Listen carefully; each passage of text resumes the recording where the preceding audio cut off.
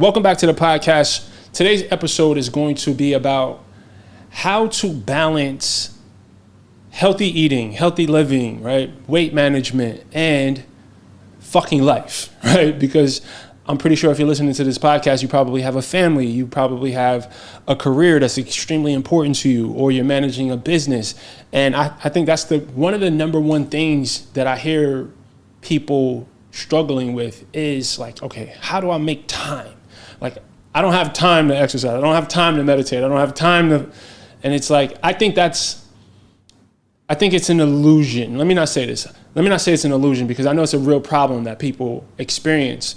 But I think when your values are priority, like when health is a priority, I don't think the time excuse is even a thing. So for me, I think planning, right? For one, right, before you even get to the planning part of the conversation, you have to make sure that your health is something that you are prioritizing. Like it has to be number one. Like it has to be top one or two, because life is going to fucking life. And when life is lifing, if your health and your weight management goals aren't top of mind, those shits are gonna get washed away, right? But I do want us to give practical advice because we're people who have made the transition in valuing our health over a lot of the other things, and we're both very busy individuals.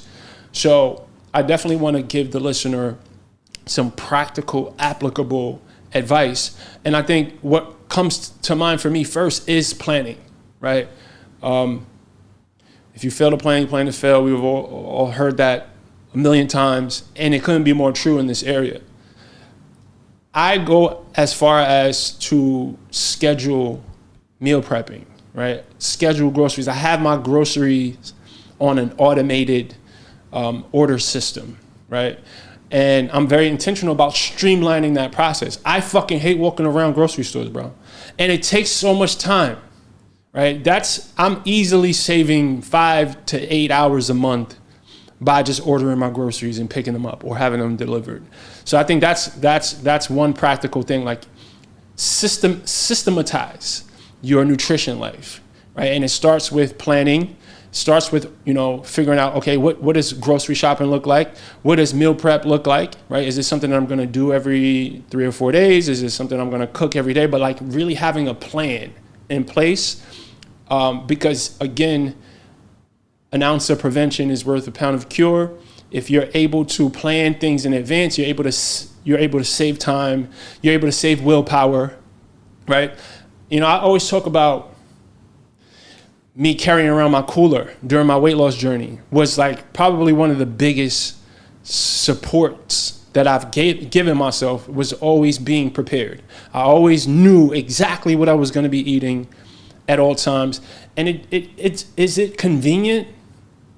Yes, but the thing is it's unnatural for a lot of us. A lot of us don't really think that far ahead when it comes to our nutrition, but it's definitely convenient. It does take an element of will in order to kind of create that habit. But I think it's one of the most supportive habits, especially when you're busy, especially when you're new to like this initiative of trying to, improve your relationship with food and manage your weight and reach your fitness goals. So like planning would be the first thing. What are your thoughts? Yeah, definitely. And I think obviously the first thing that came to my mind is like time management in general. Like you're going to have to be able to like set aside time to meal prep or to even plan, right? Even if it's just like 10 minutes the night before, just putting something into MyFitnessPal of like what you think you may eat tomorrow. Finding go-tos, right? Like healthy snacks, things that can help you kind of manage while you're on the go. And obviously like finding foods that you kind of like enjoy often that you can like put in bulk. A lot of times people like, again, they have such a short-term mindset that they don't realize that you probably need to find some things that you can do over and over for months. Right. Yeah. One of the things in like literature about like weight loss is that like the more variability that you introduce into your journey, the higher likelihood you're going to fail. Mm-hmm. So you got to find things that you're just okay doing every single day.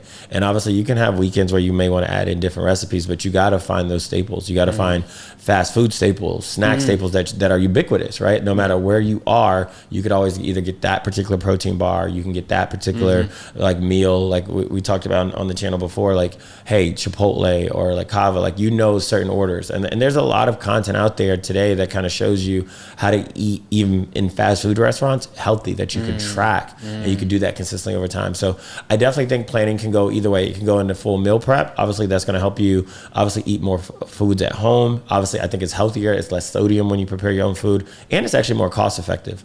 But obviously, you also need to have prepared staples for things when you weren't able to meal prep. When you're on the go. Right, when you're on the go. So I think preparation definitely is number one. And then I think that's a skill that we all should utilize, is time management in general with any journey. Being able to like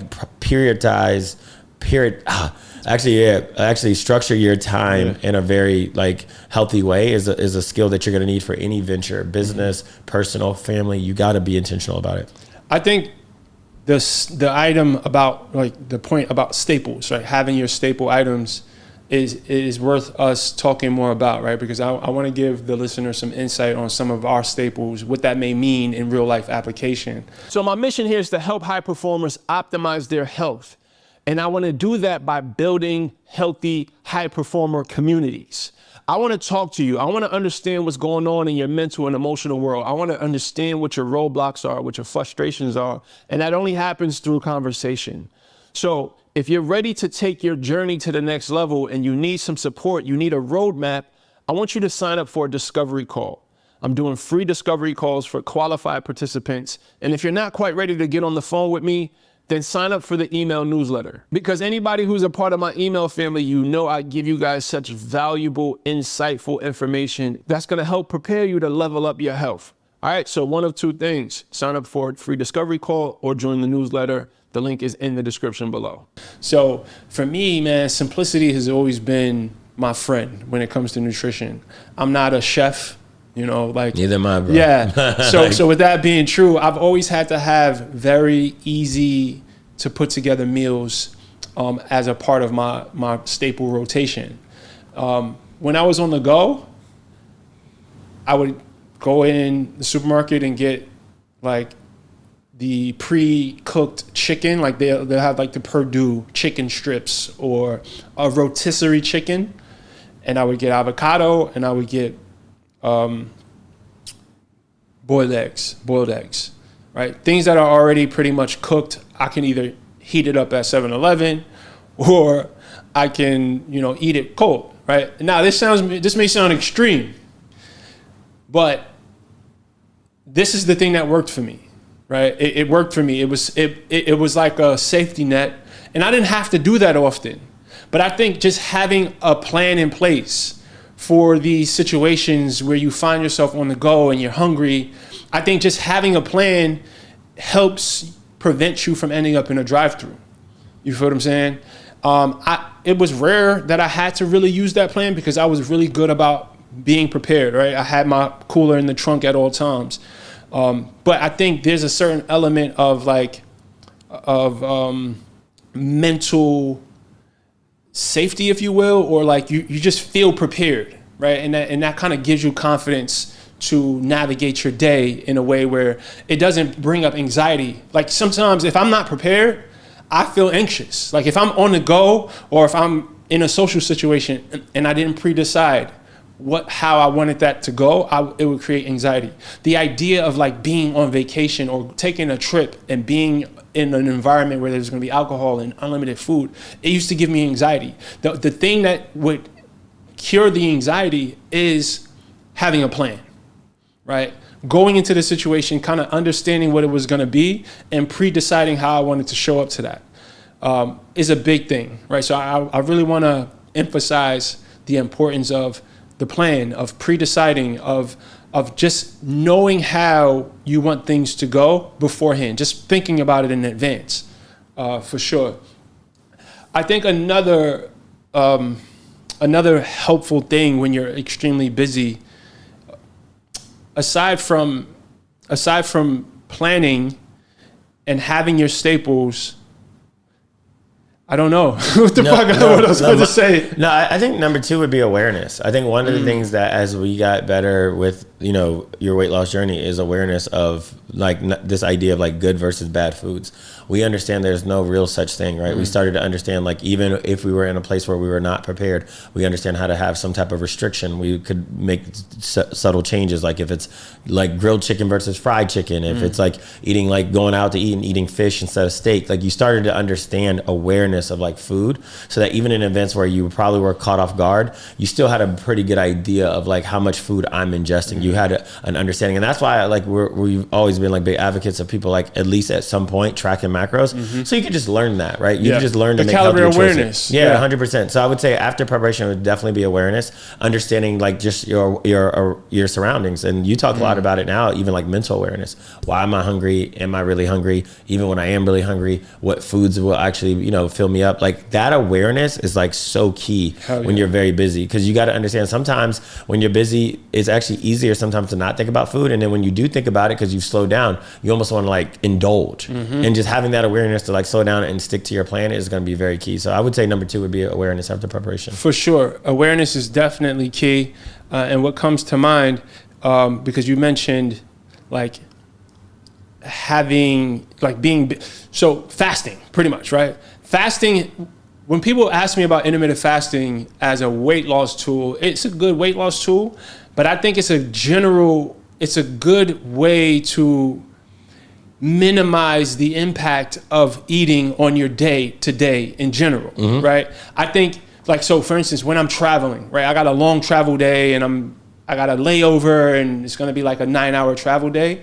Just knowing that I have the capability to just go without food prevents me from being in an airport and fucking eating Charlie's cheesesteak, right? Or whatever the case may be. Just because it almost feels like a superpower knowing that my body, like I can be okay without food for the next 10 hours, 12 hours, and then still eat a sensible meal, right? Because there's a difference between fasting and fucking like starving yourself, or like just, I'm not gonna eat. Like, it's a different mindset. So developing that skill, right? Fasting, I think it's a skill. Yeah, it is. Right? When you think, like, I like to think about it that way, because it becomes a tool when you practice fasting and understand your body in that context.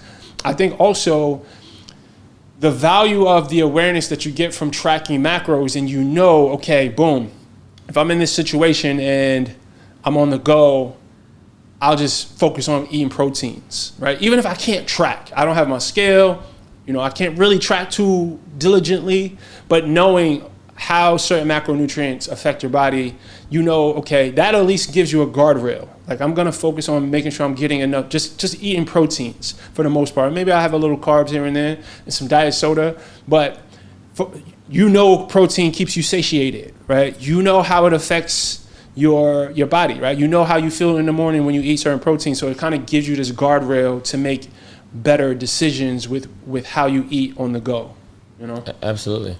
And like you said, having that awareness will also help you, even like we talked about, like picking snacks. So like some of my like go-tos have always been like protein bars. You can do beef sticks. I mean, they have some really good protein chips now. Like you said, like any grocery store that's out there has, even some of the like convenience stores has like prepackaged like deli meat or grilled chicken or something like that. Obviously, you can always look at like low calorie popcorn as an option. Fruit is always good. We were just talking about watermelon. Majority of your convenience stores and grocery stores have fresh cut watermelon. So these are things that are like really good, healthy snacks that even if you didn't prep, that are like really good on the go, that you can keep in volume. You could literally buy, beef sticks and put 2 or 3 of them in your book bag while you're on the go. And that's just majority protein that you're putting into your body. And then obviously water, diet soda, low calorie drinks also help you feel satiating. One hack for me, some people do it, some people don't. I like to chew gum. Chew gum kind of helps me kind of take my mind off food. So anything like that to kind of just help you while you're on the go. Yeah. So I remember keeping like some chomps in my glove box. Chomps. Yeah, like, good old chomps. You feel what I'm saying? Like just having, and it's convenient, right? It's, like it don't have to be refrigerated. It can sit in the cars, right. I share that to say that there was always a plan. Yeah, absolutely. Right? I was never caught out there in a situation where I'm like, fuck, I'm starving. But that's the thing. Like, even without the plan, though, I think when you have awareness, you feel more confident in making better choices in general. I think what happens is, this is the downside of like people who meal prep sometimes or get like meal plans, is that they don't know how to live without the plan. So like if life did life and something did, we got to understand that people are going to have grace, and they were out there and they couldn't get to their meal plan or they couldn't get to their cooler, they would freak out. You would still know how to manage. And so that's why I said that's where awareness would come in. It's like, hey, even in the event that you did not do what you needed to do, or life happened, we get it. Like, this is a lifestyle, people. So it's not, we're not saying this is what you just do for a week. You need to still have awareness on how to hit your goals when you are in 7-Eleven, or you are out to eat, or you are in a grocery store. It's still possible. Like, you can literally find something at any level of grocery store. I mean, Quest bars are now ubiquitous. You know, like, so when we first probably started our journey, that like these healthy foods, I know for me, my first time I ever had a Quest bar, they mailed it to me. It was literally like when they first came on market, it was like a low carb thing, and they were like, hey, try these sample bars. Now this stuff is everywhere. The protein ice cream, the protein snacks, the protein bars. I mean, this stuff is everywhere. And then we're not saying, hey, that's what you need to do all the time, but we're saying it's much easier to find these snacks than it was probably 15, 20 years ago. I think it's important for us to discuss also the amount of grace you got to have with yourself as you start to figure out what your strategy is to navigating these difficult situations with staying on course with your nutrition. Like, if you find yourself in a situation, because a lot of the times what happens is, let's say you're traveling for work and, you know, you find yourself, you overindulge, right?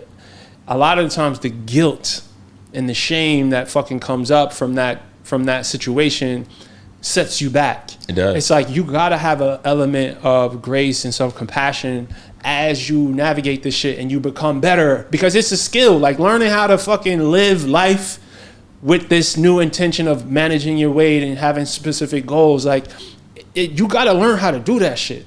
And there's definitely a transitional period where I think the most important ingredient is grace and patience with yourself as you figure it out. Because if you beat yourself up, we all know how that cycle goes, right? You fucking eat some shit at the airport or whatever the case may be, while you're on the go at the meeting, and then now you're feeling bad about yourself. That creates negative emotions, which leads you to say, man, fuck it. You know, I already fucked up. I might as well just eat like this. And next thing you know, 2-3 months later, you're back at square one. So I just wanted to mention that, because it's important to kind of keep that part in mind. This is a process, right? We may sit here and describe the shit and make it seem like it was second nature. Like, nah, you know how much trial and error went into us figuring out, all right, what our staples are, right? What do we do in certain situations? Figuring out, okay, I'm gonna keep some beef sticks, or I'm gonna go to Chipotle because I know I can try. Like, we had to learn this stuff. And yes, I want you to experiment with things that we suggest, but it's gonna be up to you to figure out what your staples may be, right? This is a good place for you to start, right? Absolutely. To have an idea, or even have this on your radar, right? This may not even be on a lot of people's radars. When they start weight loss journeys, they may just think about the plan and try to stick to the plan, but like, life be lifing, and you got to have an alternative plan to when the plan can't be executed, right? And you don't want to be caught out there without a backup plan, you know? One of the things you talked about, Grace, is like, I think one of the wins for me when I would go through like days where I probably would come off my plan, or even if I would eat unhealthy, is not letting that like turn into like multiple days. And I think that would be like the third thing for me, is like, definitely after awareness, is like, give yourself grace.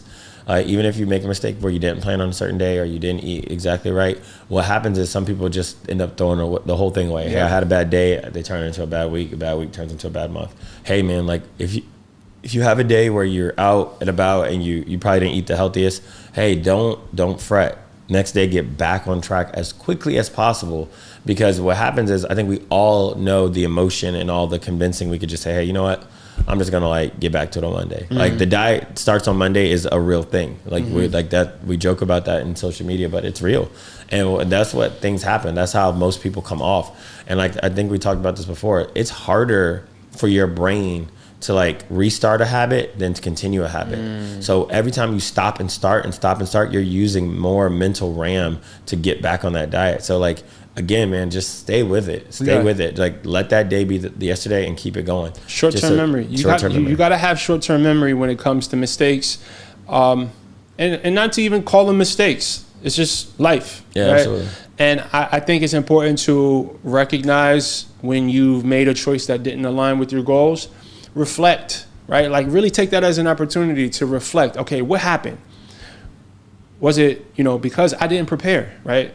I knew I was going to be traveling. I did not prepare. So now leverage the discomfort of that yesterday, right? Or whatever happened to inspire you to prepare, to be, more proactive about it in the future. But also just like being intentional about forgiving yourself in the moment.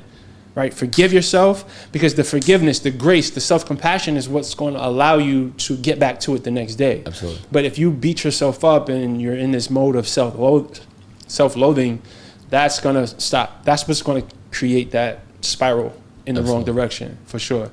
Yeah, I think this was a good conversation, bro. Any closing thoughts? No, I mean, I think ultimately, like I said, time management and then obviously just that awareness is going to be so key. And just like I said, no one's too busy to create a healthy lifestyle. Like I lost my entire journey. I lost 150 pounds and I was traveling every week. So it's definitely doable. Yeah. And my story is I had a little bit more flexibility because I wasn't working, because I was recently caught a felony and I was actually jobless. So, but the fact that you have that testimony, you were literally flying all over the country while going through your weight loss journey, right? So that means there's no excuses. None. For anyone, right? If you can pull that off, then, anybody can do it. So, yeah, thank you guys for listening. Screenshot the podcast. Share it with us on social media. Let us know if you have any suggestions. Shoot me a DM. Make sure you follow both of us. Both of our social media handles can be found in the show notes, all right? Until next week, peace.